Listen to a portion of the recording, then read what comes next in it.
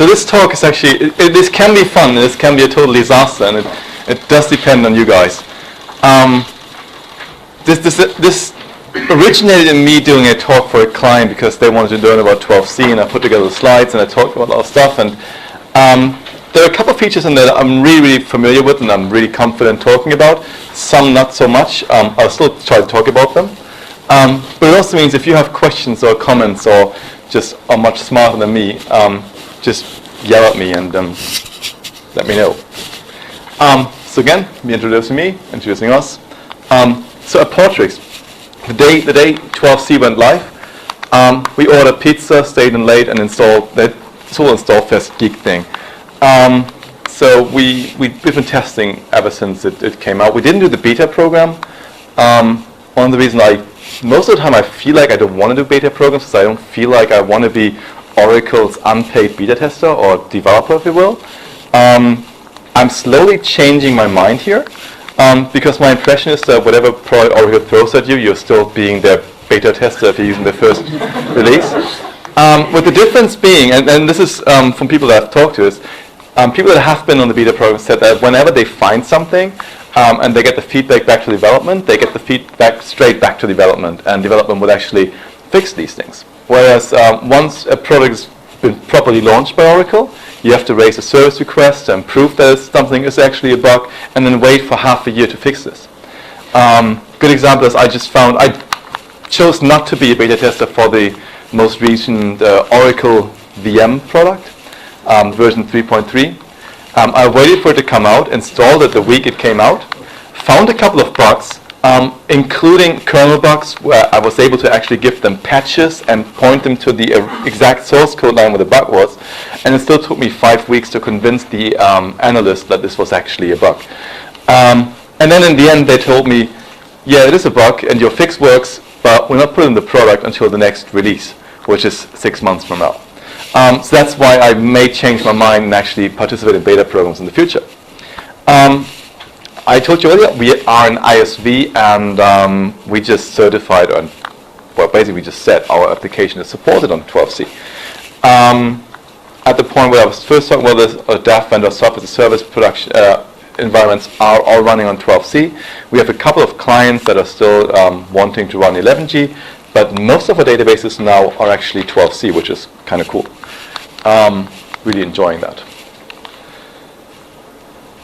So this is just to show you. This is I copied this from the Oracle documentation. This is a simplified picture of how 11g works, and then my point is 12c is just the same. There's nothing much added to it. And again, this is just a screenshot from the documentation. Really, there isn't. I mean, this one is really just very much simplified. This one just looks so complicated, but there really isn't that much new stuff. The way this talk works, it's a bit broken down in parts of some things that aren't really new because they have been there in 11g. I also talk about some things that they deprecated. I'll talk about very new, and then I'll talk about, hopefully don't talk about too much about pluggable and in-memory, because these are the very big, very new features. A couple of things that aren't there anymore, and one of them is Oracle Restart. Oracle Restart is a product you use to start up your Oracle instance and or your clusterware stack in a single instance environment, and it's just very confusing. So in the release notes of 12c, they tell you 12c is deprecated, but they don't say anything else. It's still there, it's still supported. What they wanted to say is, in the future version of Oracle, they may get rid of Oracle Restart, but not until they actually have provided a proper replacement for it, if that makes any sense. So don't freak out about that. Oracle Streams is being deprecated, and that's a problem if you're using advanced replication for that. Oracle wants you to use Golden Gate. There are other alternatives, but if you are using advanced replication, that could be a showstopper for 12c. Raw storage, I don't know anybody who's still using raw storage or enjoys using raw storage. That's being deprecated for ASM. And stored outlines are being deprecated for baseline, so there are replacements for those. Not really new is, so this is one that I just talked about, SQL Plan Management. The other feature that I like talking about is flashback data archives. And just in short, there's two things that it does for you. So flashback data archives enables, has a background, there are slides about it. Cool. So it definitely it basically allows you to enable an under retention or retention for historic data on a per table basis. Since Oracle version 10, you had the ability to do a version query as in select something from a table as of yesterday. And the way Oracle did this was it has to keep this data in the undo anyway for read consistency for as long as you have active transactions going on. And this just doesn't hurt to keep the undo around for longer and then enable you to actually query it. What's new with this FlashBay data archives is it allows you to specify this on a per table level, whereas the old method was just undo system-wide. You can do this on a per table level. There's a background job that asynchronously mines the undo information and stores the undo information basically for the tables that you are interested in a specific in another table. And this allows you to do what I call versioning time travel. So you can just roll back your application and say, I want to query my application as if it was yesterday or last week. This is also great for auditing, and one of the use cases, and we talked about this in Perth, because Colin McDonald mentioned this, is another good use case is cases where you have audit tables and audit triggers on your tables. So you may have tables that you want to just record whoever did a change and when. And you could have a trigger or update insert delete that would actually write something like the sys context or the session context of that session to a different trigger, a different audit table. The problem with this is this happens synchronously and takes from your performance of your live system. Whereas this just runs in the background and your session just commits as fast as it needs to. Cool feature about 12c is 12c also stores the session context with it. In 11g you could not do that. You could store the username, but with 12c you can also store which machine you can, everything that's in VDOR session that can be stored in a system context. The other cool thing is this FlashBay data archive is free now. So up until 11.203 there was some license that you had to buy for it, and starting in 11.204 and 12c the default is you can use this for free, even in standard edition. You can choose to compress the data archive, so the historic tables, and if you want to do that, then you need to buy the advanced compression option. And it's not yet supported in Pluggable, which means we are not using Pluggable. Secret file management, talked about this for an hour. Network encryption is nothing really new, but in 12c you can use it for free with Enterprise Edition. So if you want to encrypt the SQLnet traffic between your database and your clients, you don't have to buy the advanced security option, I think it's called. You can just do that now in 12c. Another thing, this is really more performance, is direct path reads. And again, this is not something new, it's just something I want to talk about, is in 11g, Oracle introduced these direct path reads. And the good intention here is, if you want to scan a large table and you want to full scan it, there may not be a need to put this stuff in the buffer cache. If you just want to scan a large table, that wouldn't fit in the buffer cache anyway. You can just read it directly without putting the buffers in the buffer cache first and then reading it and then, removing them again from the buffer cache, putting them back in again. That's called direct path read. It works for full table scans. And it's good if it works well. There are two problems with full table scans. One is the wait event for it is still broken in 12c. It's broken in 11g, it's still broken in 12c. And what I mean with broken is direct path reads use asynchronous I/O. And from a user perspective, it does issue I/O, and I am waiting for it. But the way the wait event works, it'll only record the time where it actually reads the I/O, and not the time it actually takes to fetch the stuff from disk. So you will see very little I/O waits, a lot of CPU time, where in fact it is waiting for I/O, it's just asynchronously waiting for I/O. Does that make sense? Wait I/O broken. The other beef I have with this is the decision if a full table scan should go through the buffer cache in a traditional scan or a direct path read is made at runtime. So whenever a query executes, the execution plan will just say full table scan, and then at runtime, based on how big is the table, how many blocks of this table are already in the buffer cache, Oracle will make this decision of doing direct path read or not at runtime, and that just can be very confusing. Yes, Tim? Quick's going to talk about this as well. Nothing's really confusing is that when you do the direct path read, the size of the reads can be enormous. So when you're looking at the weight events you do get, you can think, oh my God, my storage is performing really badly, but because it's doing a gigantic read. So it's very hard to look at it and say, is this read performing well or not? Because they're very different size reads. Yeah, that's true. Yeah, and Fritz Hoekelen has tons of blogs about this. He has an awesome presentation about this where he uses a kernel debugger to look at the system calls in Linux to simulate this. He did an experiment where he set up a virtual machine and limited the I/O throughput of the virtual machine to 1 I/O per second to show these things. It's a really good presentation. Fritz, there was something else I wanted to say about Fritz. Can't remember what that. He's the shortest Dutch person you'll ever meet. Is he?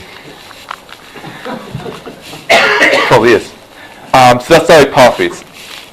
Very new, and very new is now divided into different areas. So for people who write SQL, these are the new things in 12c. One is this top-end query. So now you have a syntax where you can say, I only want to fetch the first five rows.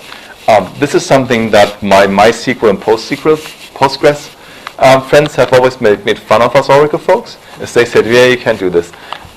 I think this is a solution to a problem that we have solved 20 years ago.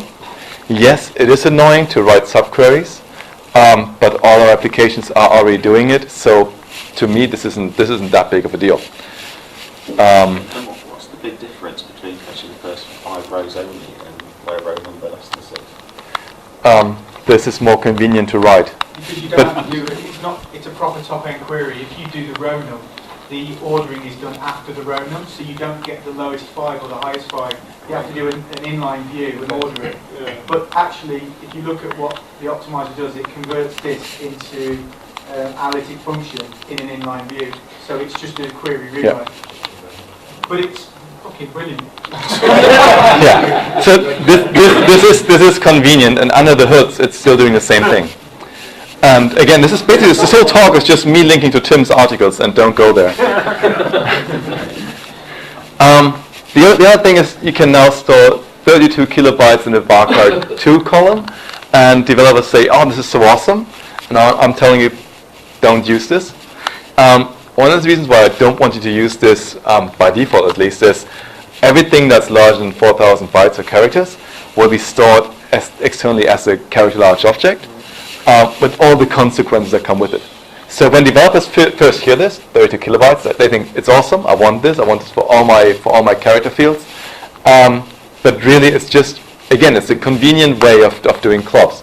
But we as DBAs, I mean, I don't want clubs whenever I can avoid them. So don't do this. Yeah, my feeling is stay away from this. Row pattern matching, don't know much about this, but again, there should be a link to, there's not a link to Tim's thing here. This is useful for, if you look at patterns, if you look at, we had, Connor's girlfriend was talking about this stuff, because she actually uses this. She's doing fraud detection for the Western Australian Betting and Wagering Organization, WABA, or something like that. And she looks for weird patterns of behavior. So people who make like 10 bets in one location and then withdraw or cash out the money at a different location, and they look at patterns. So and the ones that Oracle always give in their examples is you look at stock prices and you want to look at the one point where stock price actually is not increasing anymore from one data point to the next, but it's decreasing. This can now easily be done with row pattern matching, but I haven't used this at all so far. Invisible columns is a new feature. So you can now create a table and set a column to invisible, which basically means if you do a select star from something, this column will not be shown. Same if you do an insert, I think. And I guess this can be practical between deployments. So if your application uses this syntax, select star from something, and your next version of the application needs this extra column, you could add this today as an invisible column, fill it with default values the way you want it to, but unless the application explicitly mentions this column, it will not be shown. So if the application still does a select star from this table, it will only show the visible columns. Does that make sense? Cool. Identity columns is this other thing that other people made fun of me. Because MySQL people said, oh, it's really easy, just say whatever default value to whatever thing. Oracle can do this too now.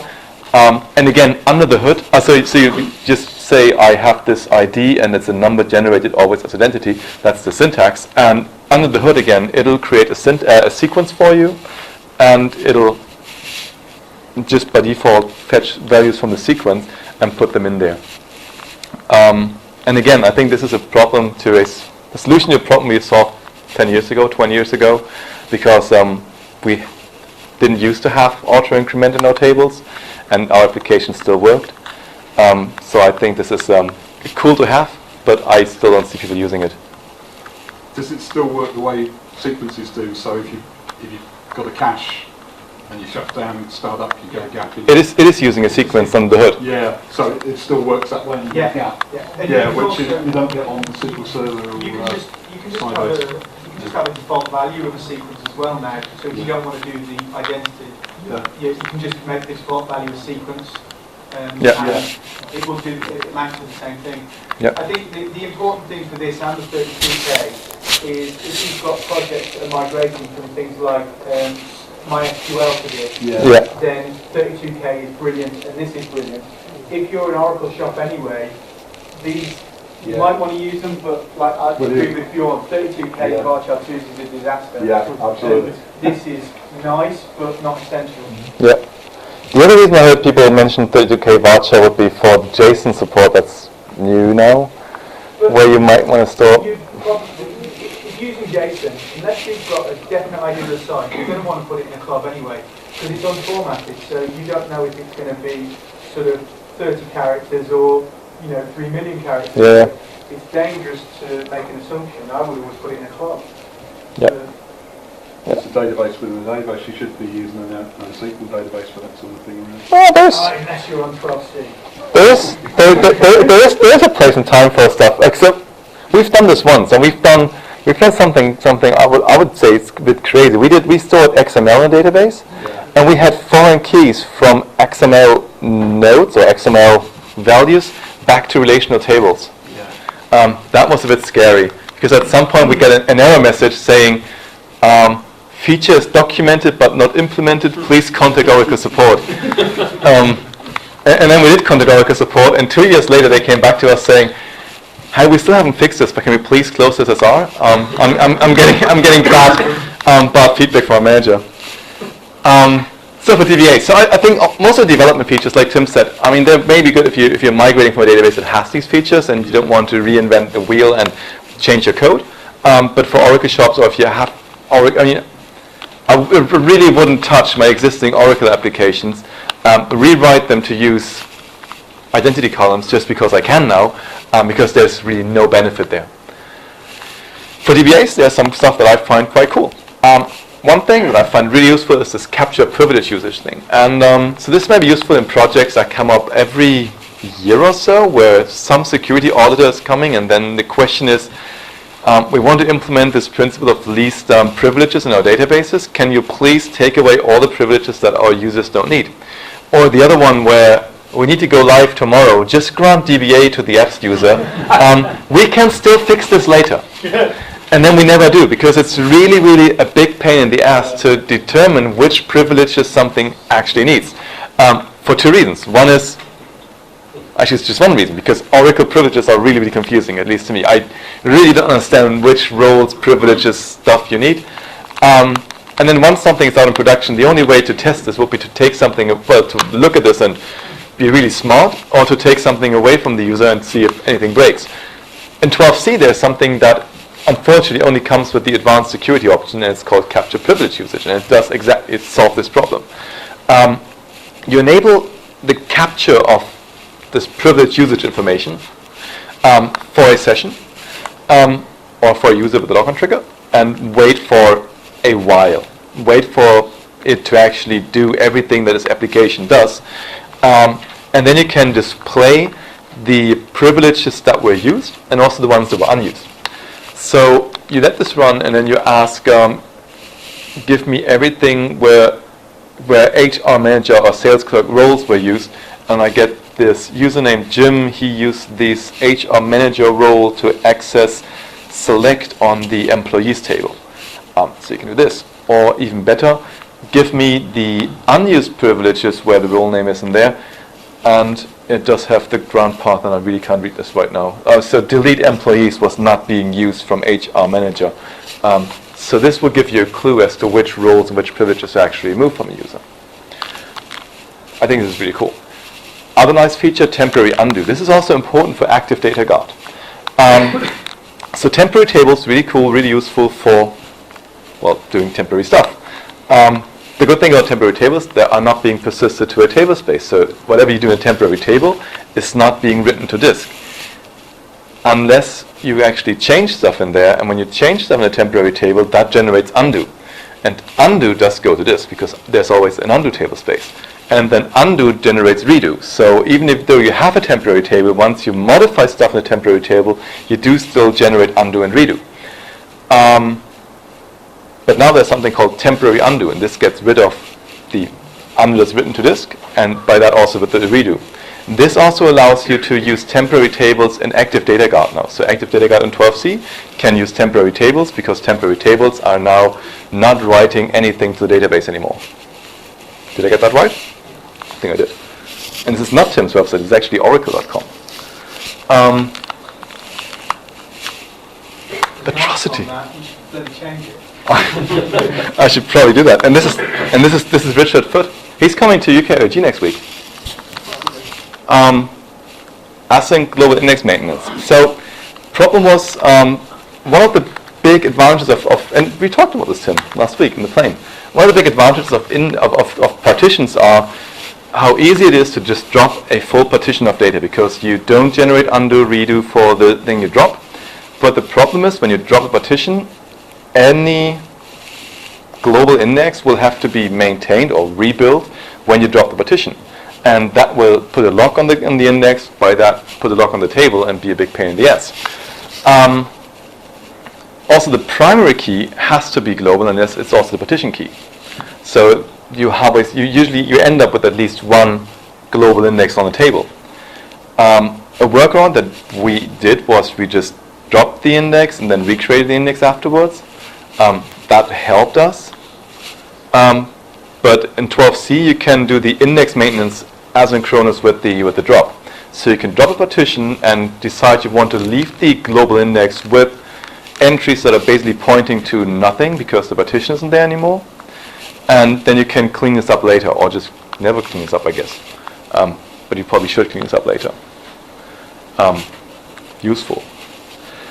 Online data file move is a really, really small and tiny feature, but people love it. So now when you move a data file, and it doesn't matter, you can move it on the same file system, or even if you move it between file system and ASM, you can do that online. So you no more need to take the database down and put the table space in read-only mode or offline. You can do it online now. And it's really easy, because it's just that syntax. And there's Tim's URL again. And there's the docs. I do read the docs too. PGA aggregate limit is a new instance parameter that has a good intention, I think. Because sizing PGA is always a bit of black magic to me. The problem with PGA sizing is no one knows how much PGA you will actually have. And that's because the PGA is being determined by the number of processors that you have at any point in time and the memory per process. So if you have very few processors, you can afford to give them larger memory. If you plan for many processors, you better plan for making them small. The one thing that you want to make sure is to not start swapping, because if you have a database system and you start swapping, you are generally in hell. And if you set something like the PGA aggregate target, which is an 11G or 10G parameter even, that will try to take care of this by, if you are over that limit, it will only give the minimum memory to a server process. In 12c, there's a new parameter called PGA aggregate limit. It defaults to twice the PGA aggregate target, and it's on by default. And what it will do is, once you are over this limit, it'll terminate the SQL that session is running, or that a session is running. And if that doesn't even help, it'll just kill and kick and disconnect sessions until it's under this limit again, which I think is something that can really, really be painful. And it can be painful to diagnose as well. I haven't encountered this yet, but I'm saying this is something that will probably come back and haunt me someday. Or you. Hopefully you. Better you than me. Yeah, so you can disable it, but it's on by default. If this aggregate target is large enough, then chances are you won't really get into this, or it will only kick in once you actually have started swapping. But if this limit is set too low, weird things can happen, as in random sessions disconnect and you have no idea why. Data pump transform. This is one of the features that I'm not so confident talking about. But there's this new parameter for data pump that allows you to basically specify we want to do stuff in no logging. It'll set your tables to no logging, then import stuff in your tables, and then set them back to logging afterwards. And the workaround before used to be, if you have large data pump imports, disable your archive log mode to not do that. Maybe also manually set your tables to no logging. There's now one command to do this, I think. And again, it's not Tim blogging about this. That's for DBAs. Optimizer stuff, new in 12c. Let's see what we have. There's this new big thing called adaptive plans, which basically comes in two flavors, join methods and parallel distribution methods. So whenever anybody's talking about adaptive query or adaptive plans, these are the two things that they talk about. Adaptive join method, the way it works is, it works only for nested loop and hash joins, but not for, what's the third join method? Sort merge join. Doesn't work for those, but it does work for nested loop and hash joins. And the way it works is, the optimizer will just calculate both plans. If it has a nested loop join and a hash join, it will calculate both. It'll start with the one that has the lower cost, but it'll also start a statistics collector with it. And if the statistics or the runtime execution actually fetches more rows than it thinks it estimated, it can switch to the other join method on the fly and still use the results it has fetched so far. After it has done this once, it'll just record this as a resolved adaptive plan, store this in the SQL cache, SQL area, a shared pool, and just use this from then on. So this should only happen on the first execution of a statement. This can happen more than once. So if you have a statement with more than one join, this could happen for every join in the query. Did I get that right? Do I have everything? Yes. This also can be very confusing with SQL file management. This was one of the other things that I have researched, I have talked to Maria, I have forgotten again. I think for this to work with SQL plan baselines, you have to have both plans except. This is really just, I think, this is the way I remember this. This could be completely wrong. I think you need to have both of them accepted first for the optimizer to be able to change between the plans, and then the resolve plan should be stored. I'm not even trying this. There's a picture I stole for adaptive join methods. Adaptive parallel distribution is the other adaptive query optimization thing. The problem here is, traditionally, if you have parallel execution, you divide your workload into chunks before you start them. Then you send off a number of parallel workers, they do their work. And this can work really good or not so good. The problem could be if the chunks you choose, or the chunks the Oracle chooses for you, aren't so well distributed, and some chunks just take longer to execute, then you're basically just waiting for that thread to execute. There's a new distribution method called hybrid hash, which distributes work during runtime. So each parallel worker will get some work assigned, work on it, and then get some more work. So you won't see many idle workers anymore, because all of them should actually finish at the same time, because they all get fed back with work. This is stuff that I really don't understand. Really just trying to fake my way through this. Dynamic stats, dynamic sampling. Let me read the slides first. Yeah, I think this is the one. See, I always confuse these, and if you can help me, I'm very well. You're welcome. No, I'm welcome. I'm thankful. I should have just skipped the slide and not got into this. Actually, I will just skip it now. Unless if you can explain what I wanted to say here, I'll just skip it. Adaptive statistics is something I know a little bit more about. It used to be called cardinality feedback. This happens when you execute a query, and during the execution, you discover that what you just did was not really great. So you think you should have done an index scan because you were estimating you only fetched 10 rows, and when in fact you fetched 10 million rows. And this is something that, well, you still went through this once, but you would want further execution or future execution to not make the same mistake. So you're feeding back this information back to the optimizer, back to the share pool. So you can get the actual results back to the optimizer. You mark this cursor for reparsing, so the next time it gets executed, it gets reparsed with the new statistics. In 11G, this was only being stored in the shared pool. So if you did this once, so you made a bad decision once, you gave feedback back, you stored in the shared pool. Future queries were aware of this and avoided the situation you got into. But then once you restarted your instance, it was all gone because it wasn't persisted. In 12C, this is getting persisted. You also saw that it's also not spoiled for joins, and the way they do it is it's called SQL plan directives, which is, again, extra information. This stores cardinality feedback, or the information about how many rows I will get back on a predicate basis. So this doesn't really store column statistics. This stores, if I query these three columns together, like age, gender, and something else, zip code. If I query these three together, I usually get like 2 or 3 rows back. This information will get stored as information that has to do with the predicates, not the columns. Which also means that it can be used by different statements that also use the same predicates. And it's stored in sysocs. Look how well I did that. Let me just skip this. There are histogram types. I don't even know what they are, but I've sat through 3 or 4 presentations that talked about them. I should have just skipped this whole part. Hybrid one. So rather than frequency, you have. Sorry. That's fine. It's called hybrid. That's as much as I remember. And I have this Penny did an awesome presentation where he talked about beer glasses and histograms, and because you've only got a finite amount of buckets, rather than having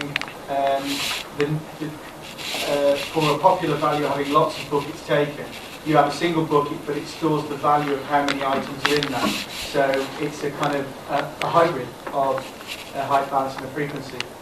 that's why they call it hybrid. Yeah. The second one I know what it is. This is actually solving a cool problem. So before 12C, when you load a table for the first time, create table as is fast and easy and simple. The problem with create table as is, this is doing direct path writes or direct path writes or direct writes. But the problem is, when you do this, you don't gather stats with it. And so the first thing you want to do before actually using a table that you just created would be to gather stats. Gathering stats means fetching the blocks that you just went through all the effort to not put them in the buffer cache, fetching them in the buffer cache, and then analyzing them.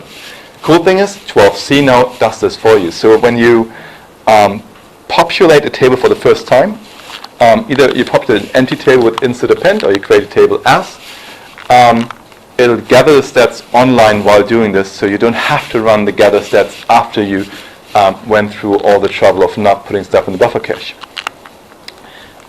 Global temporary tables now get their own private stats. It's being running, can run stats gathering in parallel, and again, and I don't know what this is. I really need to work on my optimizer stuff.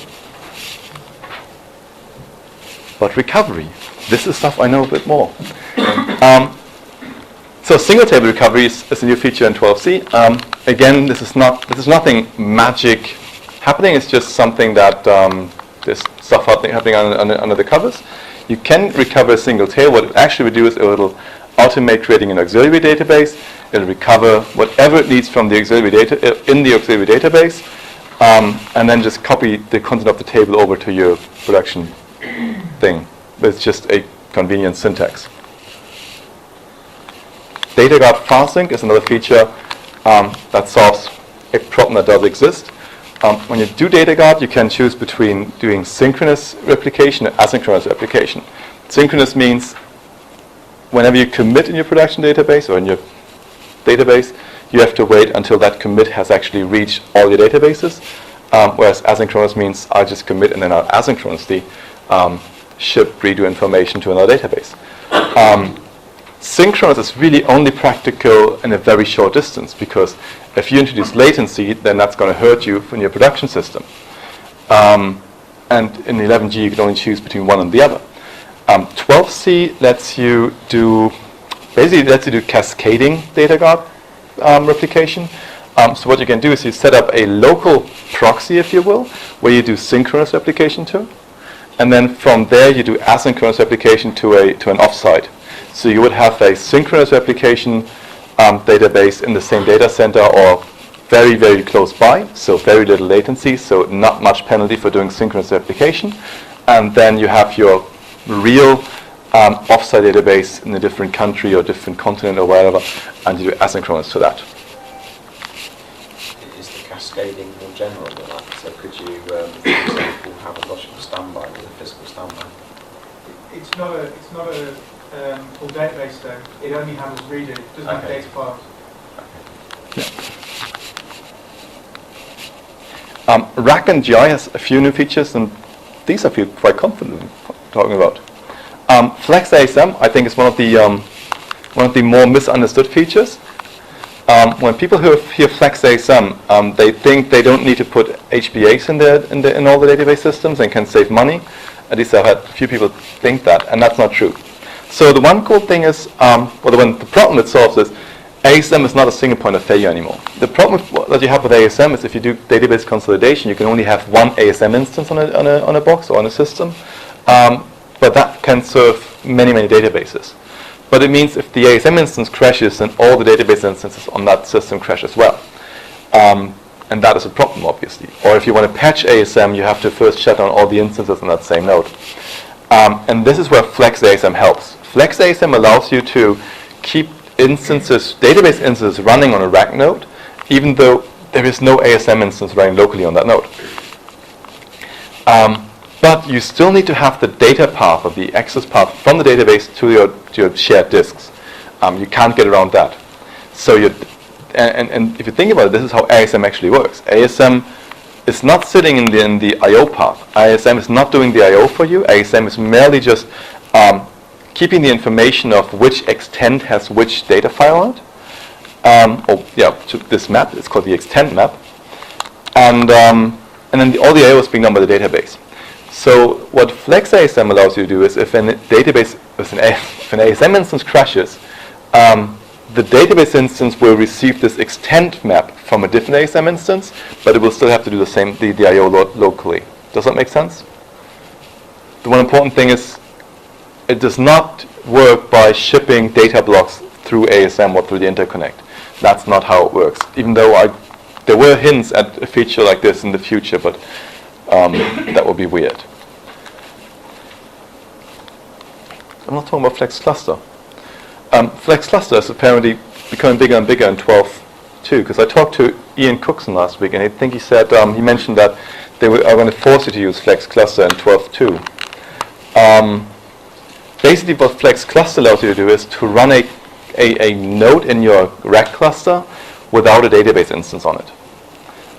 The idea here is to have a node that you can use to start up stuff that's being managed by the Oracle clusterware, but it's not a database instance. So you could start and stop an application server if you want to manage that with the clusterware.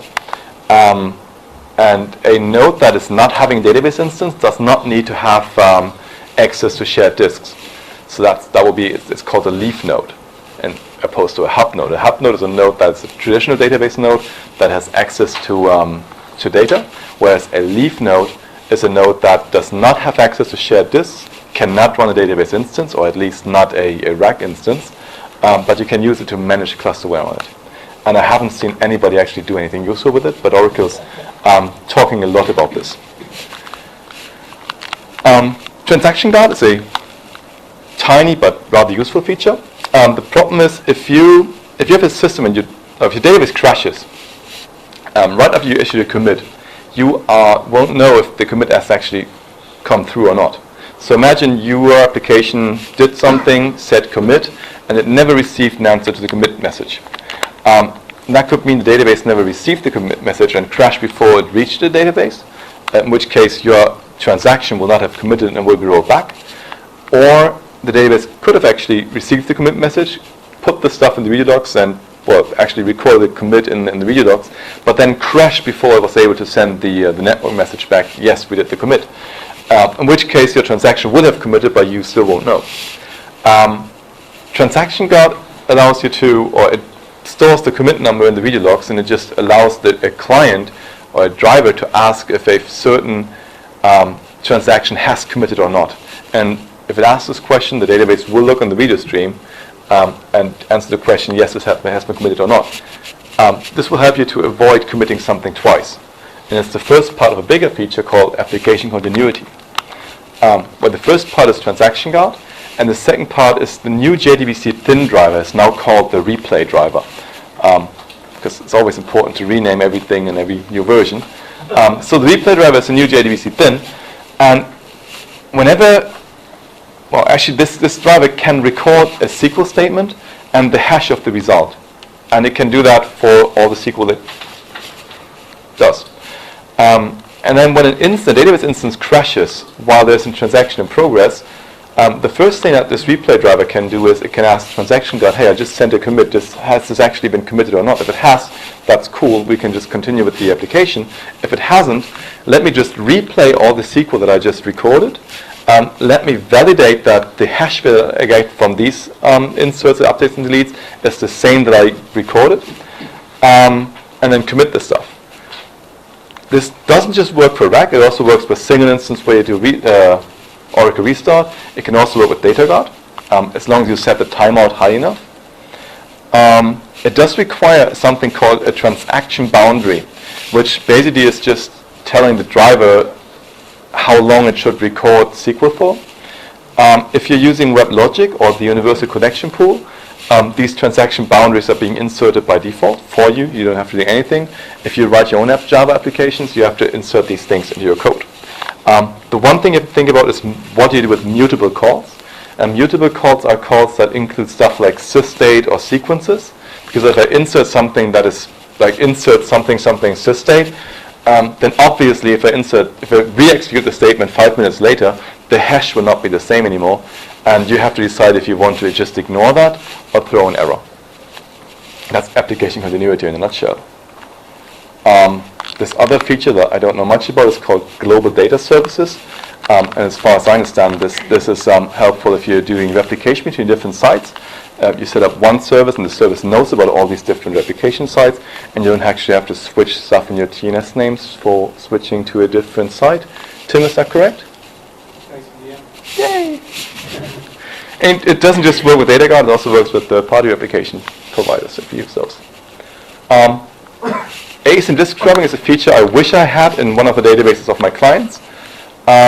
Problem if you do ASM mirroring, as opposed to ASM external redundancy, then ASM will store all your data extents, all your allocation units twice or 3 times, but it will always only read the so-called primary extent. So every allocation unit will be written to 2 disks, but I always only read from what's called the primary disk. And each allocation unit could have its primary allocation unit on a different disk. That's not a problem. The problem is we can get this thing called silent mirror corruption. We could get into a situation where stuff from the secondary extents or secondary allocation units gets corrupted, and we have no way of checking this. And we had this one client, it's actually Greenpeace, you probably know them. Greenpeace? Is that thing in the UK? So their database, and I always call it Save the Whales. Greenpeace always Save the Whales project for us. So they had some disk issues. It's not funny, Tim. So we took backups, and backups showed us that some blocks were being corrupt. So the message that we saw was primary education unit is corrupt. I'm reading from the secondary, and yay, I'm lucky. I'm reading stuff fine. And we saw like 500 or 1,000 corrupt blocks, and there was something wrong with at least one of the disks. And it wasn't a problem to fix the primary education units because these were being fixed automatically. That's what ASM does. The problem we had wasn't this was 10G. So we had about 1,000 corrupt blocks on primary extents. I'm sure we had about 1,000 corrupt blocks on secondary extents. So we had about 1,000 blocks that were not being mirrored, right? And because it was 10G, we had no way to check this because when we ran backups, when we read anything, we only ever read from the primary extents. In 11G, you could implement a workaround called preferred mirror reads. In 11G, you can, this is basically for extended rec clusters, where you have rec clusters across that are spanning locations. And you could tell a rec node to please always read from the local failure group as opposed to the remote failure group. This could be used to force this to not read from the primary extent or primary allocation unit, but really not very elegant. 12C has this feature called ASM disk scrubbing, which does exactly what I wanted to do. No, Tim, it's not your block. I've never even heard of it. Oh, it's cool. There will be a block tomorrow, I bet. Because this is really cool. You can set this. You can just scrub your disk, and it means please read everything from the primary extent and the mirror extents. Compare these, fix it if there's a problem, and this will take care of that for you. It's a very rare problem, but if you run a problem like this in 10G, you're screwed. If you run a problem like this in 11G, you may get around this with preferred mirror reads, but it's still a big pain to fix. And what we had to do to save the whales was actually basically just set the database up again. We threw the old database away, installed a backup of the old database, and then we knew that all the blocks were right. That seems an odd choice of word, scrub. In general English, that means wipe it. Probably means the RAID technology, Yeah. It may be weird to words, but it is a common term in anything that has to do with mirroring. So for RAID arrays, there's a scrub option. ZFS has a scrub option, and it always does exactly that. Read both mirror pairs or all parity pairs in RAID 5, and compare them. Okay. I've always said in the context of scrub the disk. Scrub it, yeah. Wipe it. True. Air scrubbers, don't you, if it's clean? Air scrubbers, don't you, like for in soap and stuff that clean, so clean rather than... The time is looking good.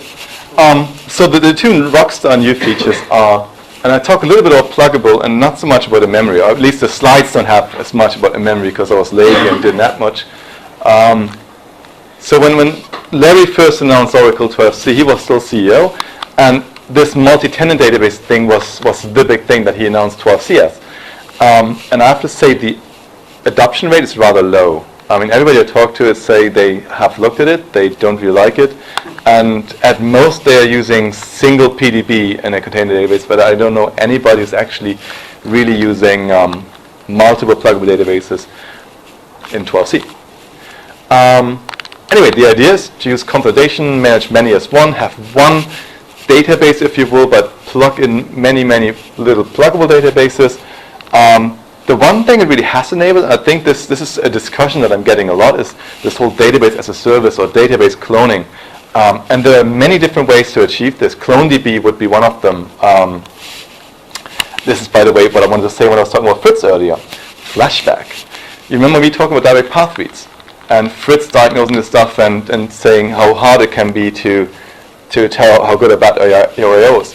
If you're using direct NFS, there's really no way at all to tell what your I/O is doing, because you can't even use Linux tools to look at your I/O, because if you do an I/O stat, it's not reporting any of your direct NFS, because direct NFS is being done from Oracle directly to the storage, so it bypasses all the stuff in the kernel. So I/O stat and all the other nice tools you get in Linux won't be helpful. Flash forward, multi-tenant. Database as a service. CloneDB is one of Tim's favorite features. I heard him talk about this 2 times, so to me it's his favorite feature. It's another way to achieve this, cloning databases cheaply.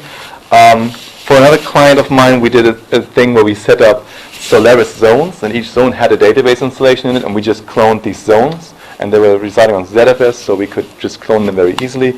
Delphix has a product that's doing nothing but exactly this.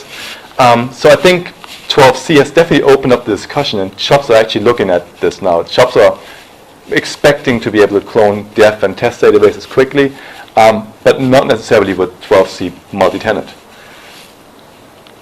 That's that. Different terms. CDB means container database, PDB means pluggable database, and the one good old thing that we all know is now called non-CDB. That is a database that is just the way we all know and love them. That's again the architecture picture. That's another weird picture. This is supposed to show how the dictionary views are sort of working. So one of the things how pluggable or multi-tenant saves resources is by not duplicating all the dictionary objects. So some dictionary objects can be there just once, and then pluggable databases have something like symlinks to certain dictionary objects. So you don't need to have the same dictionary objects in all pluggable databases, and this, in theory, can make upgrades faster, because you don't have to upgrade all the stuff that's really pure SQL or dictionary, because you only have to link to these things. I think in the reality it doesn't really work that well. The other thing is, each of these pluggable databases have their own set of certain table space, so systems, sysalgs, users, and temp files. These are all private to each pluggable database, but all your databases, all your plugbases share one undo table space. So undo is still something that's being managed at the container level, not within the pluggable databases, which is also one of the reasons why, for example, flashback data archives doesn't work in pluggable yet. You only have one redo buffer and only one redo and one log writer and one redo stream, which also means that if your instances are, if that's a problem for you, if writing redo is a problem for you, then going multi-tenant is not going to help you, because you don't get more of that resource. Yes, container ID. I really don't want to talk about this. There's something called a PDB seed. You use this at the ID2, and you use this to clone more PDBs. So if you just create an empty PDB, you don't really create an empty PDB. You just clone from the seed PDB. Today, if you want to clone a PDB, it has to be offline or stopped. So you can't clone a live PDB today, which I guess that would be a cool feature.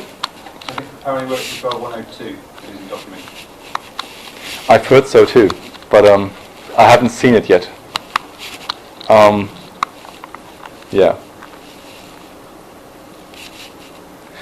Talk about the duplication of system objects. So some system objects, you only have them once, but you have links to, or metadata links, they call it, to these things. There's a concept of common users. So certain users like sys and system are common users. They are basically the same users in all your databases and all your, both the CDB and the PDBs. You can create new users as common users, but you have to give them a prefix.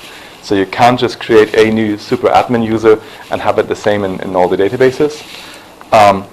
You can create local users in all the PDBs, but they could be actually different users. So if I create a Bjoern account in one PDB, it doesn't have to be the same as the Bjoern account in another PDB.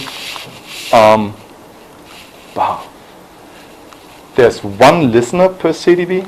So your container database or your database instance has one listener, and each PDB gets a new service. So if you haven't looked at services yet, this is a point in time where you have to look at services. Because that's also the way how you would connect to a PDB. The way you connect to a PDB is you use the service name that comes with the PDB, use a SQLnet connection, and then connect to it. You can also use you can't really use the Oracle SID, but you could use toTask, which is a different parameter. And you could set the PDB name in the toTask environment variable, do SQL plus, and then you would be connected to the PDB. Does that make sense? I really don't like talking about multi-tenant. You can't really migrate a non-container database, so a traditional database, into a container database, but you can migrate a non-CDB, so a traditional database, into a pluggable database. So that could be an upgrade path, I guess. You can you close a database. Whenever you want to unplug a database, you create a small XML file that has some description about this pluggable database, and you can plug and unplug this in a different container database. You can run the deduplication of the catalog later. So if you upgrade a database from a non-CDB to a pluggable database, you start with a database that has a full catalog. You can then unplug it and plug it into a container database. And then to get some of the benefits of multi-tenant, you can run some deduplication on the catalog. Backup really only works from a CDB level. You can restore single pluggable databases. This is basically just a table space restore. But you have to run your backups from the CDB. Oracle says pluggable is awesome because, well, Tim says it's awesome because apparently it'll be the thing, and no one else will be allowed to run non-CDBs, and I hope that's not the case. I hope. Allegedly, 12.2 pre-12C style instances won't exist. That's the rumor. Yeah, I refuse to hear that. I refuse to listen to that. I will start doing something else. I'll start doing gardening or something when that happens. MySQL is the future. Oh, MySQL, yeah. Or NoSQL. But the idea is to save resources through consolidation, to get this simple and fast copy and write cloning of databases that you can also get with different mechanisms.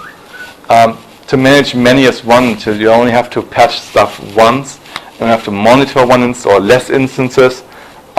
You back up one large database or one large CDB with all the pluggable database instances in it, instead of backing up multiple smaller databases. Updates you only have to run them once. One of the things that Oracle likes to show is a system where they have two container databases running at different release levels or different versions.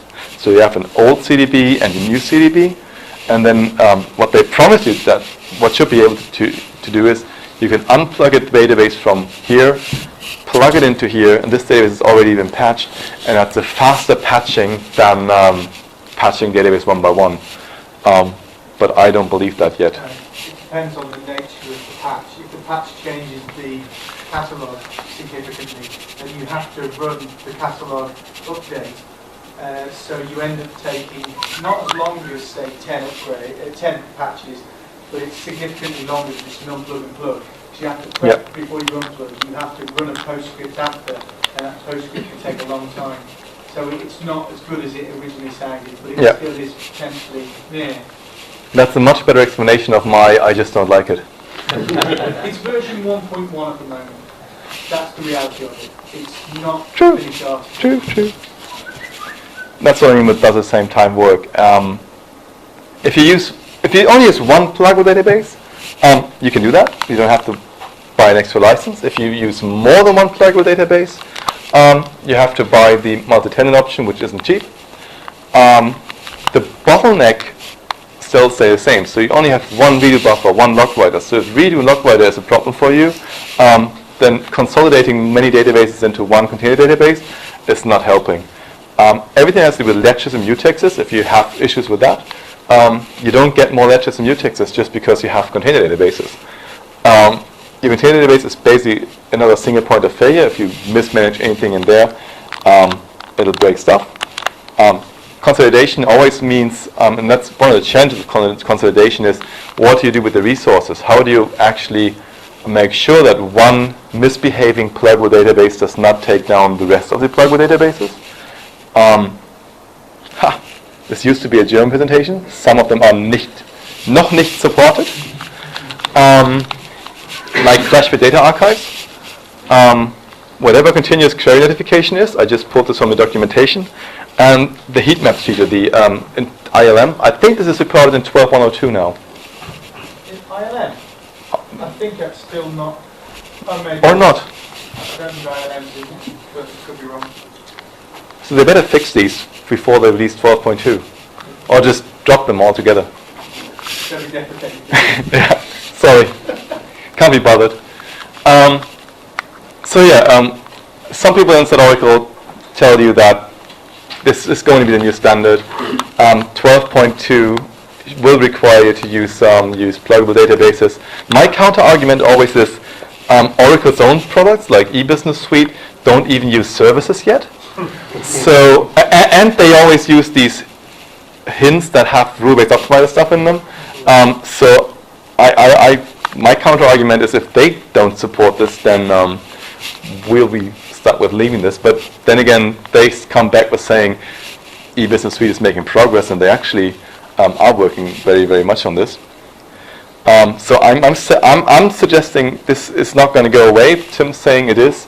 12.2 was going to be released in 2016, and I guess we know by then. Real multi-tenant, the one where you actually run multiple databases in one CDB, that may not be for everyone. That may not be the model that people run. I think what we will see if this does take off is just having one pluggable databases inside a container database, the free option, if you will. But in that case, I see the overhead being more expensive than the benefit. So yes, I'm right, or is it I'm done with time? Awesome. There's online tutorials, not on Tim's side, but on this Oracle side, which is actually quite good. Oracle actually did a good job of getting good labs on there. And do we have time to talk about in memory or not? It's only one slide too. Because I put the slide together before they released it, but actually most of the stuff is really right. On disk, you only store one copy. So on disk, we always have this row format that Oracle now calls the disk optimized format of storing things.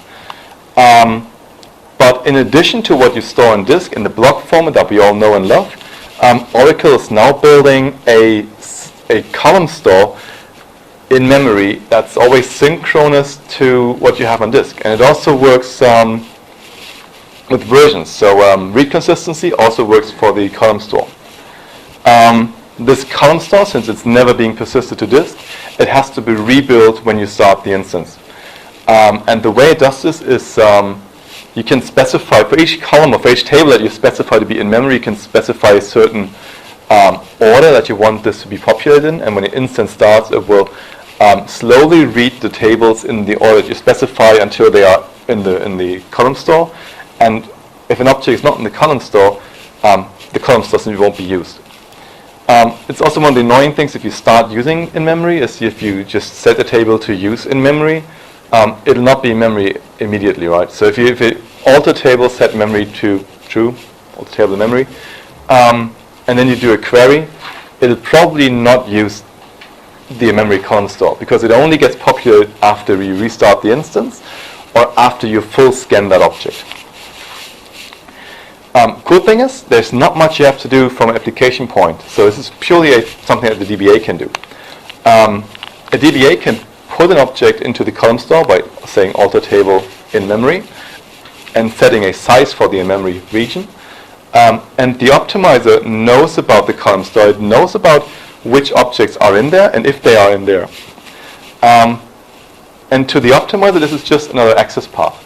The optimizer now has the option to perform a full scan traditionally or perform a full scan in the memory region. And you can also do this in parts. So if only half of your table is in there, it can also just scan half the table from there and get half the information from somewhere else. And in that case, it's very much like using indexes. The cool thing is, this happens transparently to the application. So there's no real need to rewrite your code. And I think this feature is really awesome because it's so easy to use. The benefit is very easy to prove with a very simple proof of concept. And then all you have to do is decide, do I want to pay Oracle extra money for the speed up or not? But it's a very honest feature in a way, right? Because setting up a POC takes have a box with some memory, alter your biggest tables in memory or just put them all in memory if you can afford to, run your application and see if it performs any faster. If it does perform faster, you can go back to management and say, hey, this runs twice as fast with this option. It costs us this much money. Do you think it's worth it? I think it's very honest and very easy to prove as a feature. With this, it's again, thank you. I made it through the optimizer part that I really struggle with. I hope you didn't mind too much. If we have time, I'm happy to take questions. I'm happy to learn. If not, I want to say thank you again for being here.